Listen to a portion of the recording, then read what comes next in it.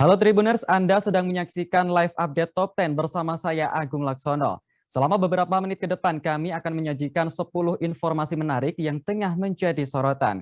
Kita jelang live update Top 10 selengkapnya.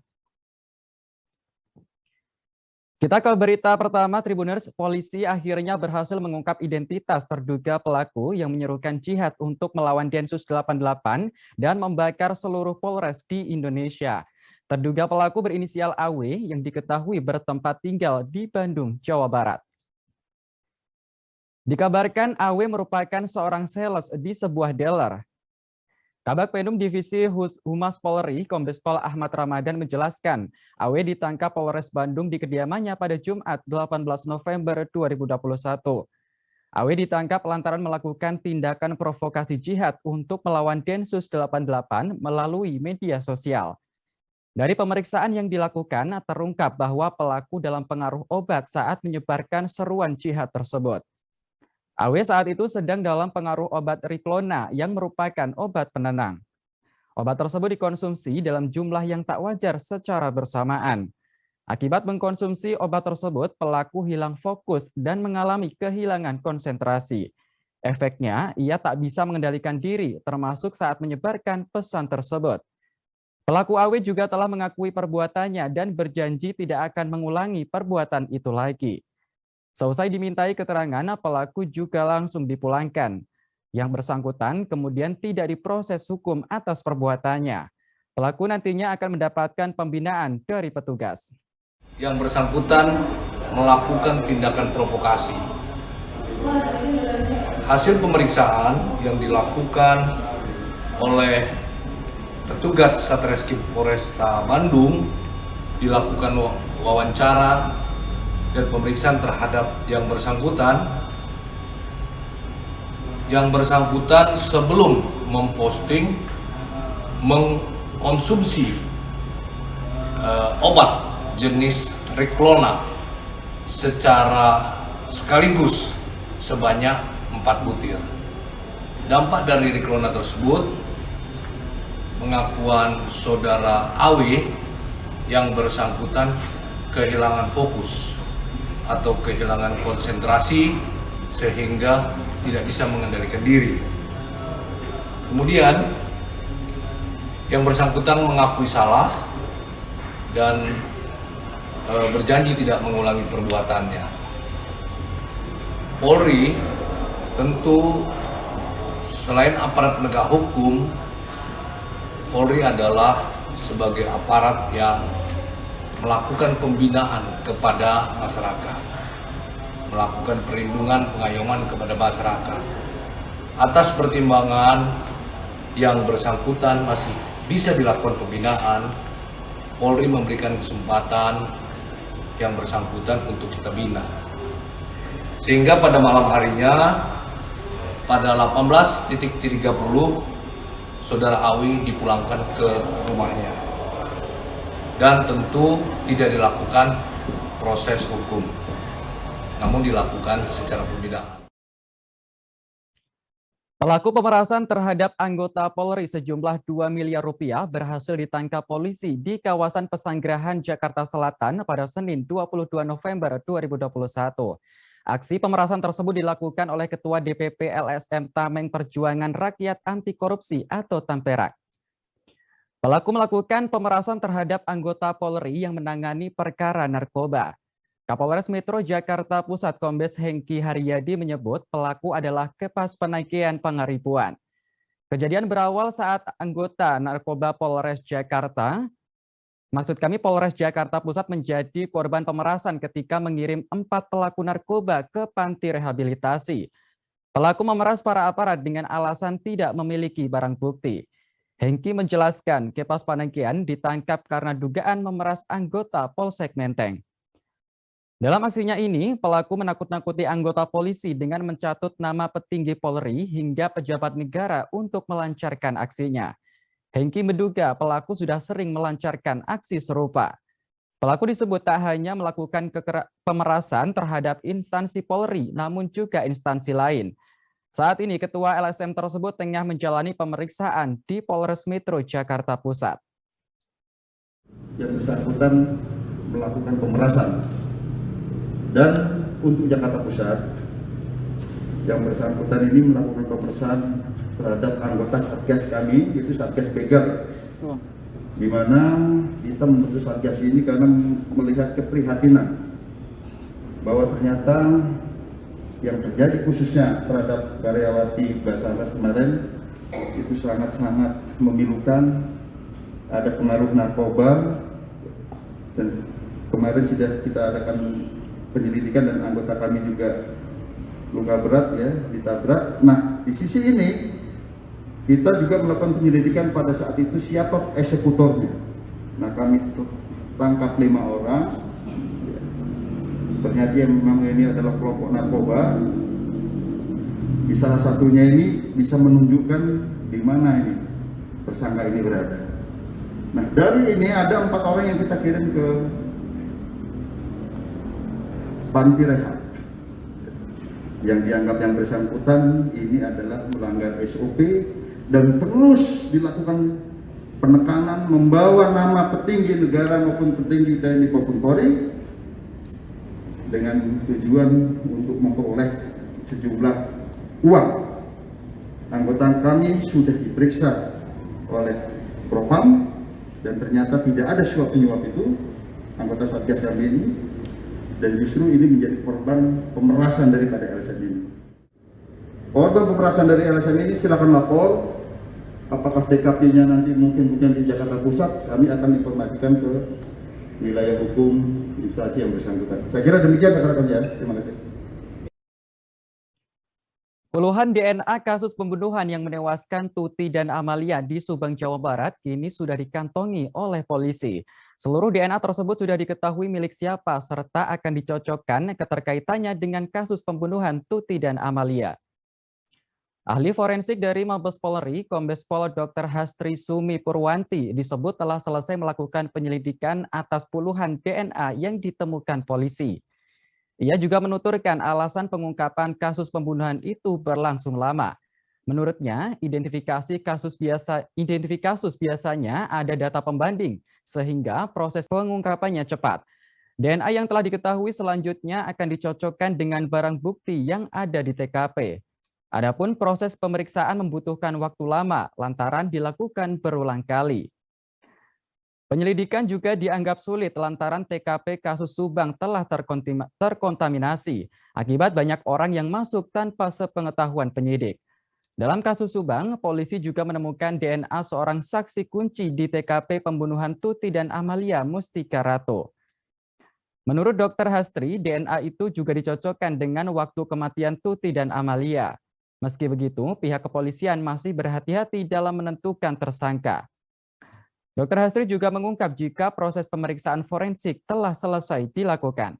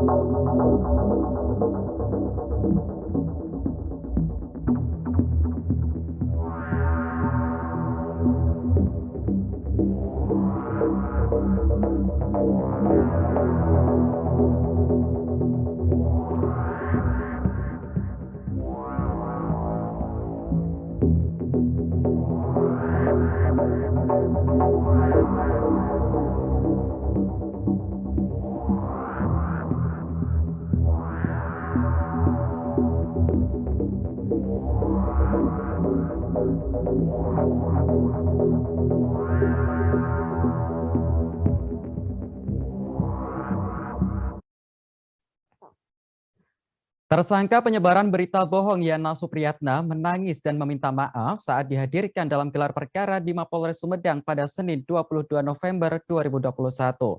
Bahkan Yana mengaku sempat ingin bunuh diri karena tertekan masalah pekerjaan dan keluarga.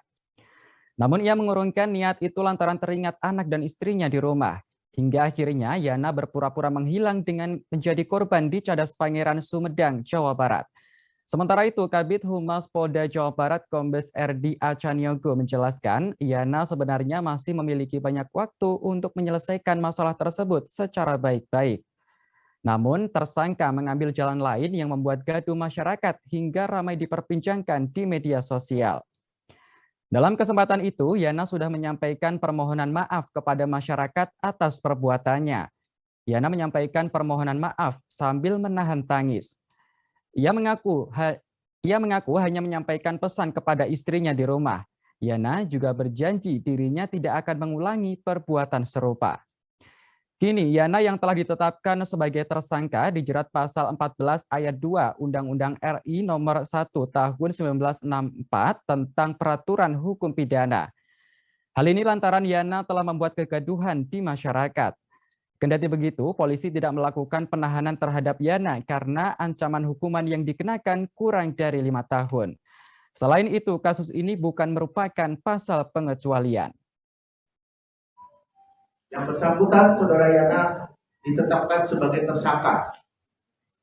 Pasal yang dilanggar yaitu pasal 14 ayat 2 Undang-Undang RI nomor 1 tahun 1946 tentang peraturan hukum pidana, di mana unsur pasalnya adalah tindakan pidana barang siapa menyiarkan suatu berita atau mengeluarkan pemberitahuan yang dapat menerbitkan keonaran di kalangan rakyat, sedangkan ia takut dapat menyangka bahwa berita atau pemberitahuan ini adalah bohong, dihukum dengan penjara setinggi-tingginya 3 tahun. Kita menerapkan pasal ini berkaitan yang bersangkutan sudah memahami bahwa rencana-rencana yang dibuat oleh Saudara Yana tersebut dengan secara sadar dia melakukan karena untuk kebohongan saja. Dia merekayasa perbuatan untuk menarik simpati dari masyarakat, dari keluarganya, dengan tujuan menghindari permasalahan yang ada di tempat bekerjanya maupun di keluarganya. Oleh karena itu kita menetapkan pasal tersebut terhadap Saudara Yana. Anggota Komisi 3 DPR RI Arteria Dahlan kini buka suara soal cekcok antara sang ibunda dengan seorang wanita yang mengaku keluarga dari Jenderal TNI. Arteria bahkan meminta agar Panglima TNI Jenderal Andika Perkasa dan Kasat Jenderal Dudung Abdurrahman untuk mengevaluasi protokoler TNI. Hal itu disampaikan oleh Arteria di Kompleks Parlemen Jakarta pada Senin 22 November 2021. Arteria meminta agar polemik ini tidak dimanfaatkan pihak tertentu. Politikus PDIP ini juga mempertanyakan adanya pihak yang mengaku protokoler wanita tersebut justru menantang ibundanya.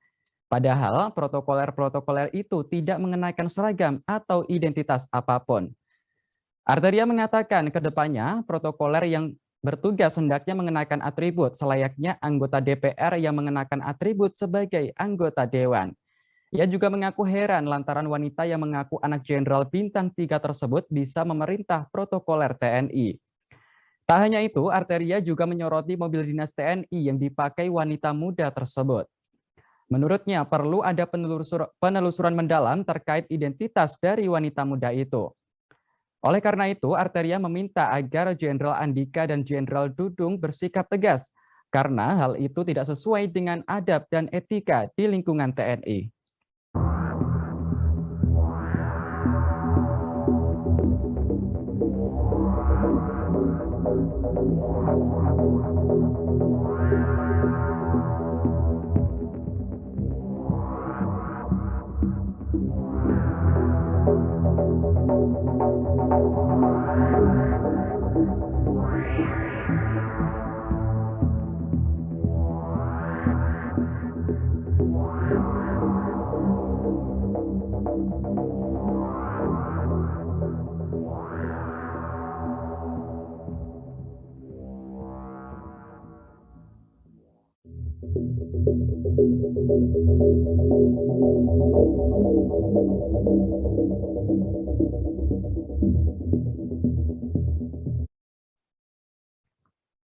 Kasus perampokan gudang distributor rokok di Jalan Brigjen Sudarto, Kota Solo, Jawa Tengah memasuki babak baru.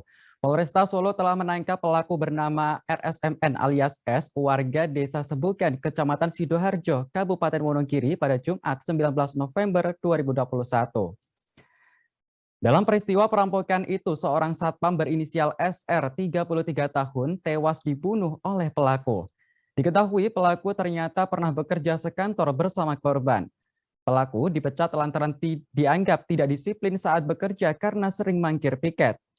Tak hanya itu, pelaku juga meminta korban untuk menggantikan tugasnya. Lantas, korban akhirnya mengadukan kejadian tersebut hingga akhirnya pelaku dipecat. Pelaku yang sakit hati lantas membunuh korban saat perampokan gudang dilakukan. Sementara itu, menurut keterangan kakak korban Muh Ayub, 35 tahun, sekitar 2 bulan yang lalu, korban terlihat murung. Ia membeberkan adiknya diancam oleh pelaku saat terjadi cekcok. Ancaman itu dikirimkan melalui pesan WA yang menyatakan bahwa korban akan dibunuh. Ayub juga menyebut selama sebulan korban kerap menceritakan bahwa dirinya memiliki masalah dengan pelaku.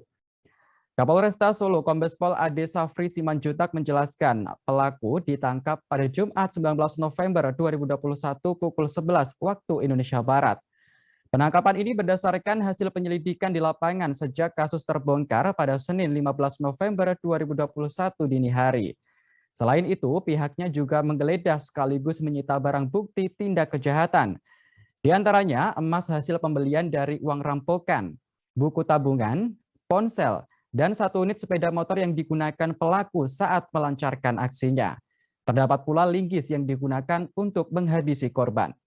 Sama-sama sebagai petugas Satuan Pengamanan di PT Japan Tbk Indonesia. Dan beberapa waktu lalu karena indisipliner oleh manajemen outsourcing Satuan Pengamanan mulai dikeluarkan.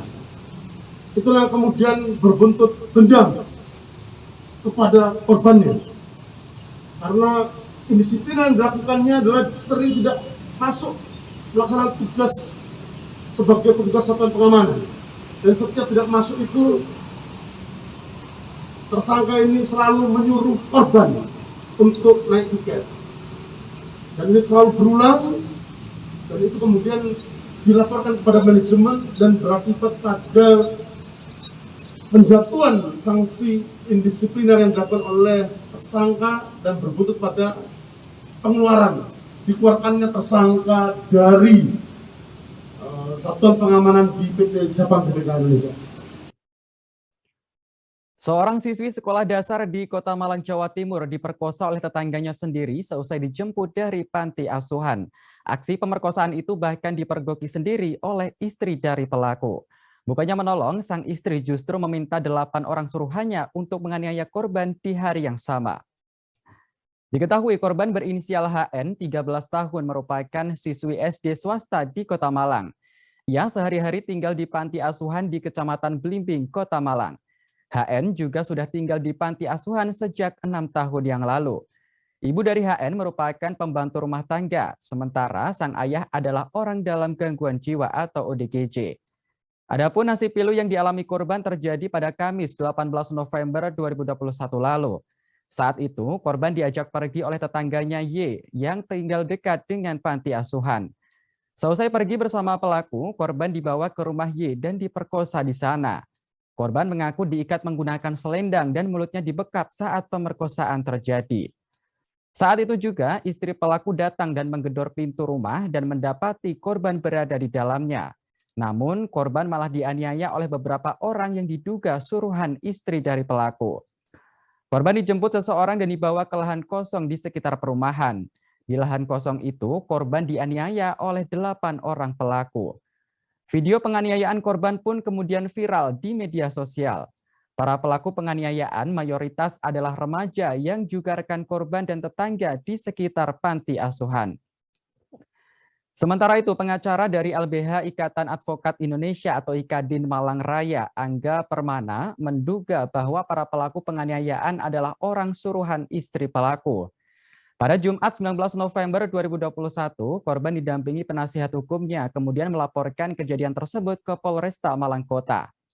Saat ini Polresta Malang Kota berhasil mengamankan 10 orang terduga pelaku pelecehan seksual dan penganiayaan terhadap seorang siswi SD di Kota Malang.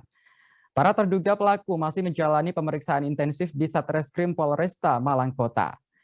Setelah kejadian ini, tim kuasa hukum korban Do Merda Al Romadoni mengungkapkan bahwa kondisi korban mengalami trauma berat. Selain itu, korban juga mengalami luka-luka akibat kasus yang dialaminya tersebut.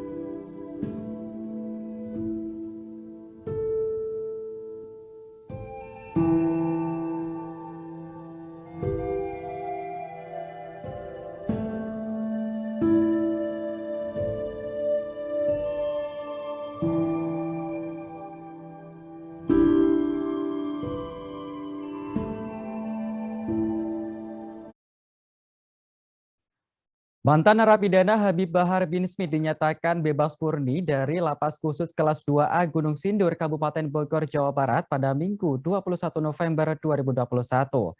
Dalam momen tersebut ada satu hal yang menjadi sorotan publik, yaitu Habib Bahar dijemput menggunakan mobil Ferrari. Dari foto yang beredar di Twitter, tampak Bahar dikawal beberapa laskar seusai bebas dari warga binaan di Lapas Khusus Kelas 2A Gunung Sindur. Bersanding dengan kuasa hukum, Habib Bahar tampak berpose di sebuah mobil sport car Ferrari berwarna kuning. Bahar melempar senyum tipisnya dengan gaya yang elegan lengkap dengan tampilan khasnya yang hobi memakai kacamata hitam. Hingga kini belum diketahui mobil milik siapa yang digunakan Bahar dalam momen bebasnya dari masa hukuman 3 tahun 3 bulan itu.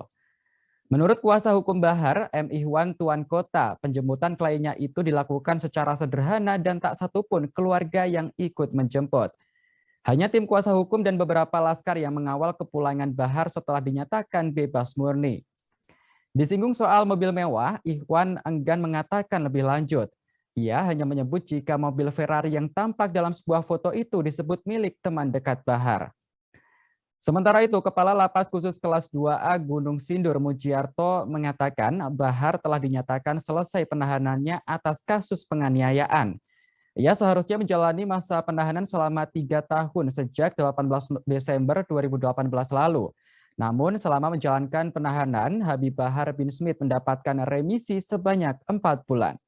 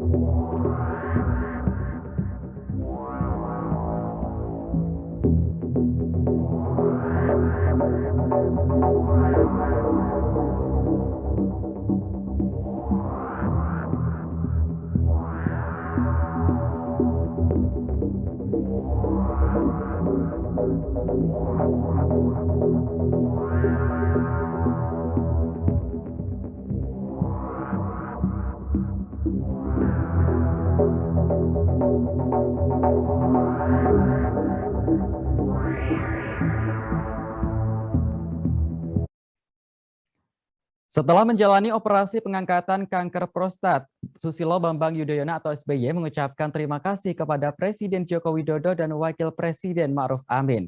Hal ini karena operasi yang dijalaninya di Rumah Sakit Mayo Clinic Amerika Serikat dapat berjalan dengan lancar. Video ungkapan terima kasih Presiden RI ke-6 itu diunggah melalui akun Facebook pribadinya, @Susilo Bambang Yudhoyono. SBY secara khusus berterima kasih yang tak terhingga kepada Jokowi dan Ma'ruf Amin. Ia mengungkapkan kelancaran operasinya tidak lepas dari kepedulian, perhatian, dan bantuan dari Jokowi dan Ma'ruf. Dalam unggahan video tersebut terlihat SBY dalam kondisi sehat. Ia tampak duduk dan mengenakan kemeja biru dengan lengan panjang yang dibalut rompi warna hitam. Saat pembuatan video tersebut, SBY tengah menjalani kontrol. SBY menerangkan operasi pengangkatan kanker prostat yang dilakukan selama 11 hari itu berjalan dengan baik. Lebih lanjut, ia juga berujar operasi besar yang dijalaninya memang memiliki sejumlah risiko. Terlebih, SBY saat ini sudah berusia 72 tahun. Kendati demikian, keputusan ini adalah langkah terbaik setelah disepakati bersama baik SBY, tim dokter kepresidenan maupun tim dokter di Amerika Serikat. Dikatakan SBY, tim dokter optimis bahwa dirinya bakal pulih dan kembali normal. SBY pun berkomitmen untuk patuh mengikuti anjuran dari dokter. Kini, ayah AHY tersebut masih menjalani proses pemulihan pasca operasi. Secara khusus saya menyampaikan ucapan terima kasih yang tidak terhingga kepada Bapak Presiden Jokowi dan Bapak Wakil Presiden Ma'ruf Amin atas kepedulian, perhatian, dan bantuannya untuk kelancaran pengobatan saya di Amerika Serikat ini. Demikian juga saudara-saudara kami yang tidak bisa saya sebut satu persatu. Saya juga mengaturkan terima kasih kepada Ibu Megawati Soekarno Putri, Presiden Republik Indonesia ke-5, atas perhatian, kepedulian, dan doa baik beliau terhadap apa yang saya alami sekarang ini. Juga kepada Bapak Yusuf Kala, Bapak Budiono, atas juga doanya yang disampaikan kepada saya dan keluarga. Itulah yang ingin saya sampaikan pada hari ini, dan sekali lagi saya mengucapkan terima kasih dan penghargaan kepada para sahabat yang ikut mendoakan kesembuhan saya. Terima kasih, sampai jumpa di tanah air. Viral di media sosial, sebuah rumah mewah di Jalan Rama Gatot Subroto, Banjarmasin mendadak ambruk pada Sabtu 20 November 2021 sore. Namun anehnya, bagian yang ambruk terlihat hanya di bagian sisi rumah, sementara bagian tengahnya tetap berada di posisi semula. Kerugian ambruknya rumah tersebut diperkirakan mencapai 3 miliar rupiah. Dalam video yang beredar, rumah berwarna kuning tersebut awalnya masih tampak berdiri kokoh. Namun terdengar suara samar-samar seperti retakan. Tak berselang lama, rumah tersebut tiba-tiba ambruk di sisi depan dan samping. Namun bagian tengah rumah tersebut tampak masih berdiri kokoh. Warga yang berada di dalam video juga terdengar berteriak dan menangis histeris. Dari informasi yang diperoleh, rumah mewah tersebut berada di Jalan Rama Gatot Subroto, Kelurahan Kebun Bunga, Kecamatan Banjarmasin Timur, Kota Banjarmasin, Kalimantan Selatan. Seorang anggota pemilik rumah bernama Dharma Wardana mengatakan ambruknya rumah mewah tersebut terjadi pada Sabtu 20 November 2021 sore lalu. Dharma menyebut sebelumnya pihak keluarga tidak ingin memviralkan kejadian itu. Pasalnya, keluarganya tidak ingin membuat warga resah atas insiden yang terjadi. Hal itu pula yang membuat pihaknya enggan melaporkan kejadian itu ke pihak berwajib. Namun, sang cucu yang sempat merekam kejadian telanjur menyebarkan video tersebut hingga viral di media sosial. Adapun kini rumah bertingkat 2 dengan ukuran 20 x 15 meter ini kondisinya ambruk berantakan. Diperkirakan kerugian atas ambruknya rumah berusia 15 tahun itu mencapai 3 miliar rupiah. Dipastikan pula tidak ada korban jiwa dalam kejadian tersebut. Menanggapi viralnya video itu, Kapolsekta Banjarmasin Timur AKP Puji Firmansyah membenarkan bahwa pihaknya tidak menerima laporan dari keluarga ataupun pemilik rumah. Firmansyah kemudian mengimbau agar warga bisa benar-benar memastikan keamanan saat proses pembangunan. sehingga hal serupa tidak sampai terjadi lagi. Si bawahnya nggak kuat gitu, kayaknya gitu. Karena yang ambles yang sisi-sisinya aja. Jadi yang di tengah tuh naik ke atas, sisinya turun ke bawah. Kalau dilihat rumah ini nilainya berapa, Om? Kerugian ini kalau nilai rumah ini sekitar 3 M-an, 3 M lebih. Itu pemiliknya Itu termasuk lagi benda harta benda di dalam. bandanya masih banyak. Kalau dilihat bangunannya sudah berapa lama, Om? Ya sekitar 15 tahunan. 15 ya. 15 tahunan. Pemiliknya tadi asal dari mana, Bang? Apanya? Pemiliknya siapa, Om? Pemiliknya Pak Jepri Dari mana? dari Banjar juga. Cuman aja jarang dari Banjarnya ke Jakarta terus. Jarang dari Banjar. Penghuninya Sini ada berapa? perwakilannya. Hah? Penghuninya ada berapa? Penghuninya kan saya, itu kewenangan saya. Itu dia di sana. Cuman saya yang diberikan kepercayaan menjaga rumah ini. Baik Tribuners, informasi tadi sekaligus menutup jumpa kita dalam live update Top 10 kali ini. Jangan lupa untuk terus perbarui informasi Anda di kanal YouTube Tribun News. Saya Agung Laksono pamit undur diri, terima kasih dan sampai jumpa. Jangan lupa like, subscribe, dan share ya.